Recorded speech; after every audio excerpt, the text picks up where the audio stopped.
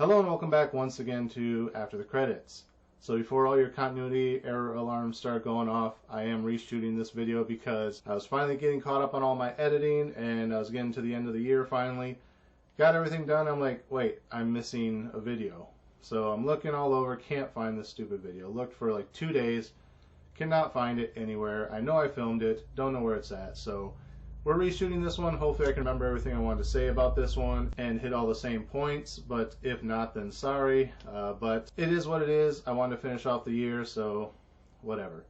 So today we're talking about, if the screen's working behind me, you'll see the poster already.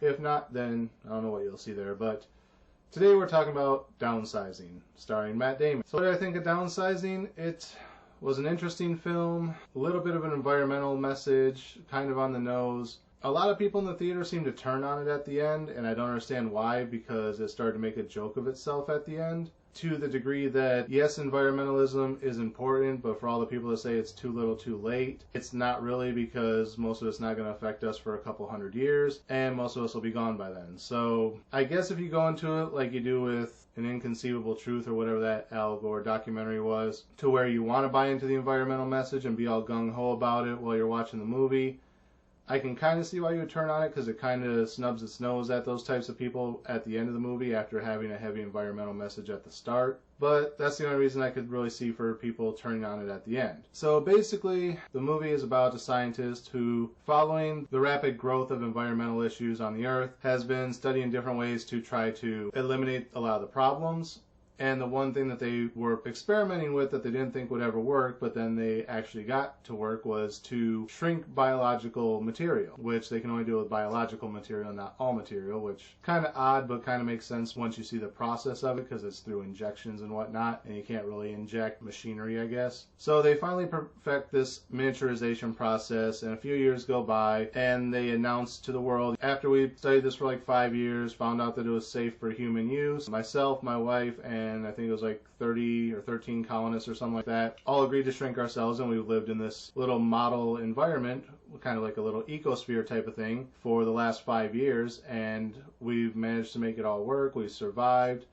And then they bring out like their total trash for the equivalent of 30-something, 40-something people at that point, because they'd had a couple kids. The total equivalent of their trash for 5 years barely fit into a small trash bag. So they're like, okay, well, you know, if majority of the world, at least like a third of the world or 2/3 of the world or whatever goes through this process, it'll eliminate a lot of the trash, a lot of the greenhouse gases, things like that. We won't need to cut down as many trees to provide housing, because basically we build like small doll houses that all these people can live in, and so on and so forth. And since less material is needed to make the things, you can actually buy them a lot cheaper. So every dollar you have kind of translates into about $1,000 in micro money. So a bunch of people start doing it, and Matt Damon and his wife are kind of getting by with the money that they have. His wife wants to move to this big extravagant house, and he's kind of like managing the budget. He's just like, there's no way we can do it. So then at his high school reunion, one of the guys shows up that he used to be friends with that went through the miniaturization process. He kind of starts talking to him at the after party thing, where it's a little bit more quieter and they can actually sit down and talk. And he kind of convinces him to do it. Matt Damon talks to his wife a little bit, and she's kind of along for the ride once they go through like the little kind of timeshare meeting. And she's kind of like, hey, we're going to be rich. We can have the house we always wanted, whatever. So they both want to go through the process. It comes time for them to go in, and they're separated into the male side and the female side. So Matt Damon goes in, goes through the whole process, wakes up, and his wife's not there. So he's like, hey, my wife was supposed to be here. Do you know what happened, where she's at? You know, is she still coming through processing? What's going on? And the nurse goes, oh, let me find out. She comes back later and hands him on the phone, and it's his wife on the phone, and he's like, hey, where are you? You know, what's going on? And it turns out she backed out on him. And he's like, well, what the hell am I supposed to do? This is not a reversible process. You know, I can't just go back to being large. So basically she kind of leaves him, and he goes into kind of this depression. He had this big elaborate house, and he's just kind of standing there looking around it. Decides he doesn't need anything that big, so just goes back to a small apartment. And is just kind of living his life day to day, but you can tell it's just kind of wearing on him. Like, he doesn't have to work because of how much money he actually has, but he chooses to work just to kind of take his mind off of things. You know, it keeps him busy. So he moved into a smaller apartment, and he decides he's going to start dating again, and he's having a date with a lady that he met somewhere somewhere. I forget where he met her. And his upstairs neighbor is having a party. So he kind of like hollers up like, hey, can you keep it down? We're trying to have a nice quiet evening together or whatever. So neighbor comes downstairs and he apologizes, and he's like, look, I don't want to get off on the wrong foot with you. We're neighbors. Neighbors are supposed to be friends, whatever. If I get too loud, please just come up and let me know. He goes, you don't have to be crazy, shouting, calling police, whatever. Honestly, if you want, you can come up to the party. And he's like, no, we're just having a quiet evening, whatever. So the evening ends and the girl kind of puts him in the friend zone, I guess you could say. So he gets mad. He's like, screw it, I'm going to go up to the party and, kind of apologize to the guy for being a dick. And, I'm going to have some fun for one night. So he goes up and he starts meeting all the people and everything and having a good time and kind of forgets about all his troubles for a day. So then he wakes up the next day and there's a housekeeper that comes in and cleans up after all the parties and everything. And he realizes that she's this somewhat celebrity who now lives as a housekeeper. So he's kind of intrigued by her and what her story is. And he notices that she has a prosthetic leg, and he used to be an occupational therapist, so he can kind of help with like disabilities and things. So he's like, I noticed you're limping a little bit because of your prosthetic leg is misadjusted. I can try to fix it for you. So he tries to fix it and ends up breaking it. So now since she doesn't have her prosthetic leg, he has to go around and help her do her daily tasks, which he has no problem doing. She's kind of rude at first, but he's like, whatever, this is my fault. I got to make up for it. And once he starts helping her out, he sees that not everyone that got downsized lives as extravagantly as he and all his friends do. Not everyone has that kind of money, and it turns out there are actually slums and ghettos and whatnot in the micro village. It's not something you can see from where he lives, but once he travels with this girl for a while, he sees the way some people are living, and he's kind of like, I can be a better help here. So he starts helping her out, and then his upstairs neighbor invites him to go see the original colony with him, and he says, yeah, sure, no problem. And then the girl's like, oh good, I'll come along too. I always wanted to go see the original colony, and even though she wasn't originally invited, but because of her former celebrity status, she has an open invitation from the scientists who developed the process. And she's like, yeah, I have an invitation. I just never had a chance to go because I've been so busy, but now you can take me with you and I can finally see the colony. So they get to the colony and, they're having a good time with everyone or whatever. And then they find out that the colonists are about to take it to the next level because they think the polar ice caps are doomed to melt and humanity's going to be extinct and everything else. So they're like, we'll move underground. We've set up this whole colony underground and everything. And Matt Damon's like, how is that possible?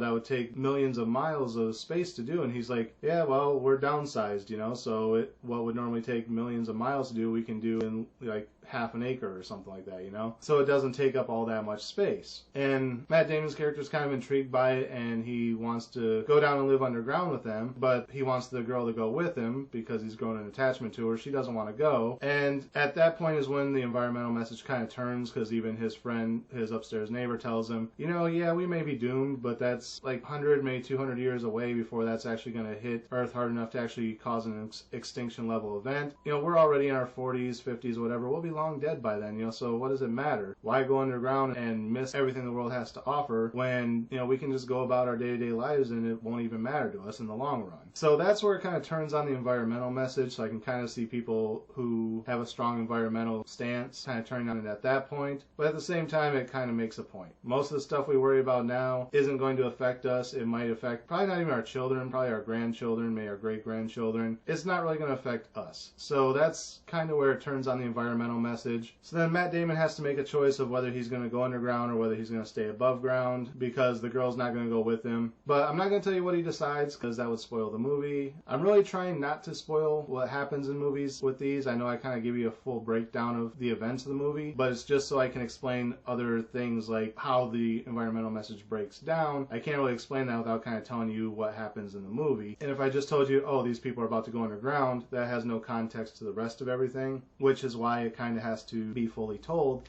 But I won't tell you the ending. It has a bit of an environmental message, but at the same time kind of pokes fun at environmentalists, so if you're a strong environmentalist, you probably won't like it. If you're like me, you care about doing proper things for the environment, but you know that it's not going to directly affect you in your lifetime, you'll probably be okay with it. If you don't give a damn about the environment, you'll probably hate it because it starts with a strong environmental message and kind of runs one throughout the film, even though it pokes fun at itself at the end. It's still saying that at some point, something has to give. I don't really have much else to say about the film other than that. Did I like it? I didn't hate it. and I probably liked it more than most of the other people in the theater seemed to like it, because a lot of people turned on it, like I said. It was okay for me. The Vietnamese lady in the film, I don't know if that's the way she actually speaks or not, but it got a little grating after a while. She's doing a Vietnamese accent, but it's almost cartoonish, almost like the old stereotype that you'd see when you have white actors playing an Asian in a movie. And if that's the way she actually talks, I apologize for commenting about that, but if you don't speak like that and you're just trying to put on an Asian accent, which she is an Asian actress, so that could be, but I don't know.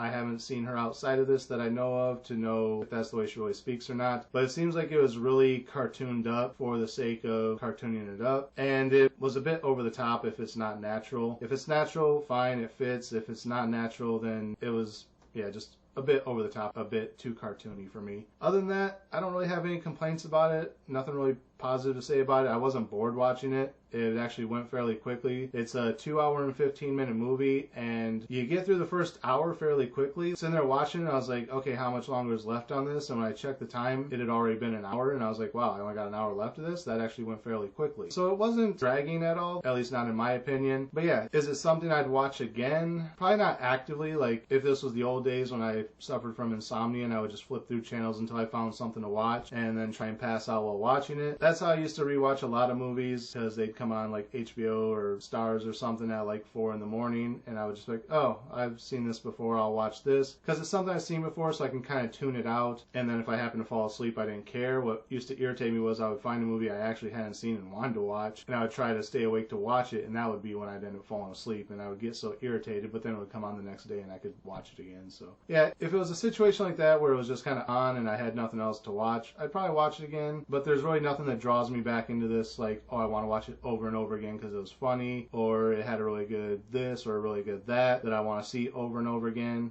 It's like, not a lot of movies do that anymore. There's not a lot of movies I can honestly say I would sit down and rewatch several times like I used to when I was a kid. So yeah, it's not bad, but not great. So what would I give it as far as a star rating? I'd say a 3. Middle of the road. Nothing really else to say about it than that. So again, as always, thank you guys for watching. Remember to like, comment, subscribe, share the video. Links are down in the description. Click the bell next to the subscribe button so you get notifications every time I post new content. And until next time, I'll see you after the credits.